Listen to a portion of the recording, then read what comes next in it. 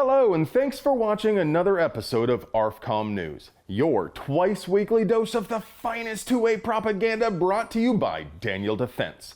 Today I want to open with a heart-wrenching story about well-meaning law enforcement officers who just want to intimidate the weak and steal their property without getting all wrapped up in such silly things like the Constitution and rule of law. I mean, if a cop says someone is a nutter, and then they go to the hospital and some qualified mental health professionals decide they are, in fact, totally sane, shouldn't we all still just believe whatever the cop says so they can keep the guns in the evidence locker until they get lost? It's not surprising to me that some police officers view the Constitution as a nuisance, but it is disappointing this guy feels safe enough to say so out loud. People like this just don't have what it takes to be a cop, and he ought to be fired. Yeah. Fire him, fire him, fire. What do you think? Am I being too harsh? Comment below.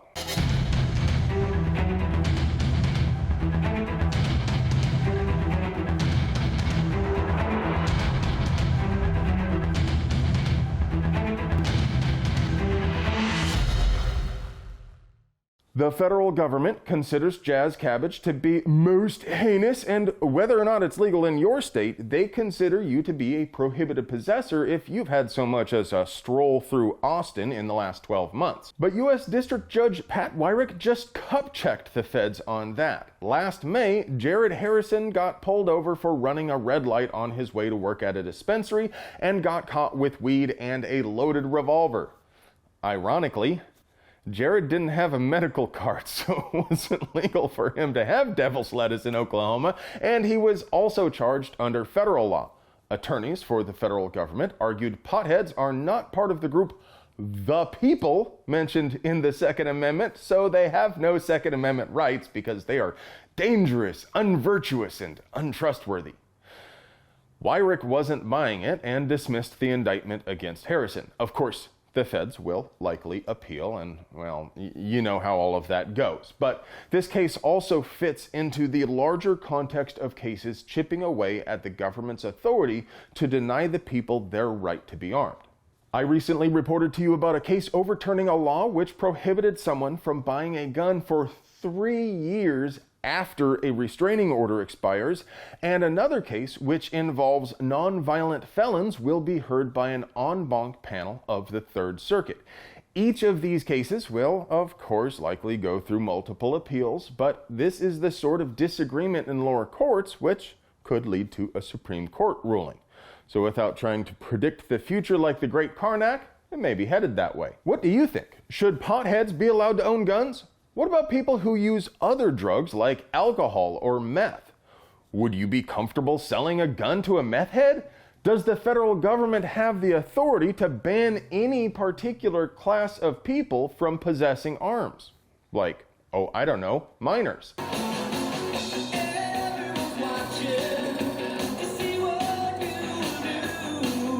I may as well get this meme out of the way right up front for this story.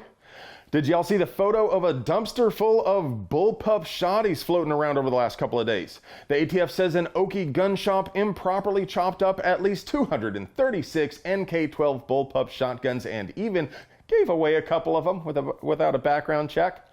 According to the affidavit, a garbage truck driver reported this dumpster full of guns, and when F-Troop called the gun shop, an employee there said the guns had a manufacturer's defect and needed to be destroyed. Okay, except the ATF wants you to torch cut completely through the receiver in 3 places. And they say these guns were cut only partway through in one place, and many of them still actually functioned. While the agents were out there checking out the massive pile of guns, they saw some men coming out of an adjacent business, and they went over to talk to them.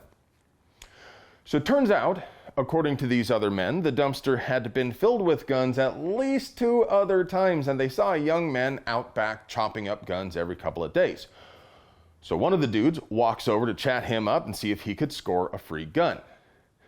While they're talking, the worker says, okay, these guns are defective, you shouldn't fire them, I can't give you one. The guy's like, hey, I'm not going to shoot them. I just want to hang them on my wall. So the worker agrees to give him 2 shotguns. Just, here you go. Oh, and don't forget your magazines. Have fun storming the castle.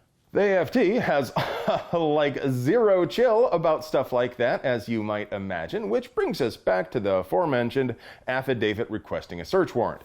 We'll keep you posted, but one thing I want to really underscore here is the responsible party on the FFL, the owner of the business, was out of town when the ATF contacted the business, and he may have had no idea that some dumbass kid was out back in the alley absolutely bending his entire business over a barrel.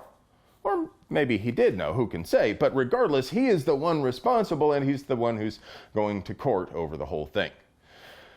Now, before we get to your moment of zen, I'd like to draw your attention to the biggest gun roast channel on the interwebs. Tundra Tactical skewers every sacred cow in the gun world. No matter how based or cringe your build, these professional trolls will find a way to hurt your precious widow feelings. They drop a new crippler every Monday and Friday at 3 p.m. Central. And now for your moment of zen. You want that bang bang? You want that? You're not scared. Yo, the tango scrap. Hey friend, do you like pews and pew-related things? Do you want to help us keep delivering you pure, uncut American pew propaganda at the low price of $5.99?